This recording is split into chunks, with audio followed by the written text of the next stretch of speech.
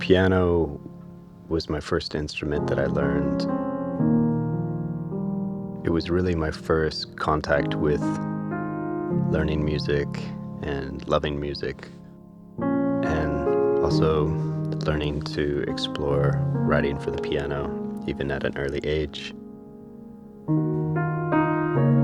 I think it's an instrument for me that's always been a place where I can be alone with my thoughts.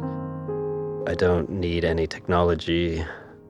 I can sort of shut the noise off from the world.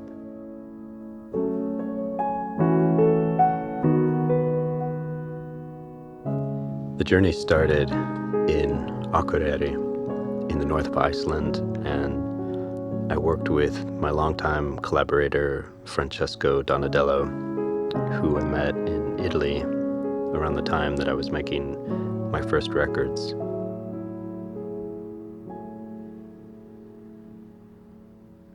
Iceland has some really incredible acoustic spaces, especially the old churches.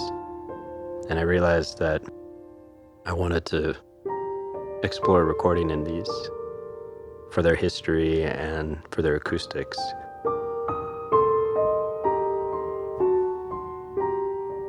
The pieces on Silfur span a time when I lived in Italy, I moved to Berlin, and finally living in Iceland. They're fragments of my life, pictures of different times and places. And I didn't think I would go back and record any of these.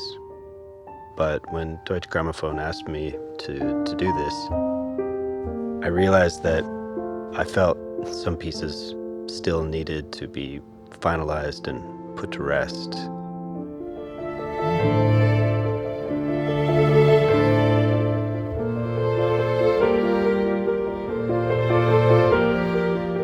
It's an exploration of music written in the last 15 or so years, and reimagining some of them and give them a final recording, and to find all of the things that were unnecessary, be the final version that could just stand the test of time.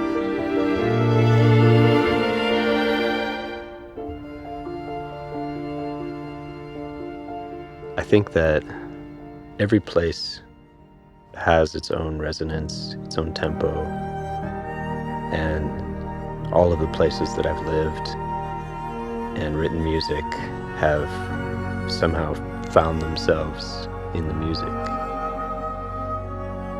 The title Silfur refers to an Icelandic crystal called Silfurberg, which translates to silver rock.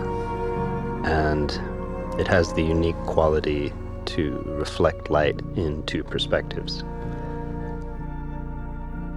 I felt that I wanted to connect the record with something of the earth of Iceland and something that reflected my experience of recording these pieces. And the crystal really was an analogy for what I was experiencing.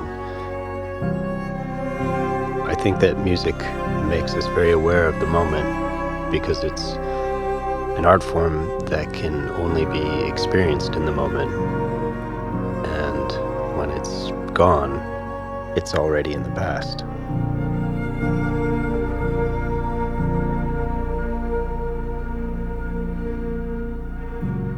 And that's really what music does. It captures time.